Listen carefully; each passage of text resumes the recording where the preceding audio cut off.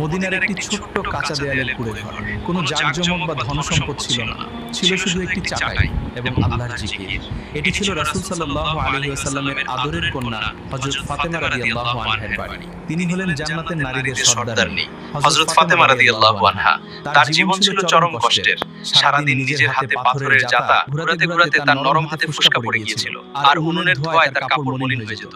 অন্যদিকে হযরত আলী রাদিয়াল্লাহু আনহু সারাদিন হাড় ভাঙা খাটুনি করতেন। এই চরম ক্লান্তি আর কষ্ট সহ্য করতে না পেরে একদিন ফাতেমা রাদিয়াল্লাহু আনহা নবী সাল্লাল্লাহু আলাইহি ওয়াসাল্লামের কাছে গিয়ে কাজের জন্য একজন খাদেম বা সাহায্যকারী চাইলেন। কিন্তু নবী সাল্লাল্লাহু আলাইহি ওয়াসাল্লাম তাকে খাদেমের বদলে দিলেন এক অমূল্য উপহার। তিনি বললেন, ঘুমানোর আগে 33 বার সুবহানাল্লাহ, 33 বার আলহামদুলিল্লাহ এবং 34 বার আল্লাহু আকবার পড়বে। এটি যে কোনো খাদেমের চেয়ে তোমার জন্য উত্তম।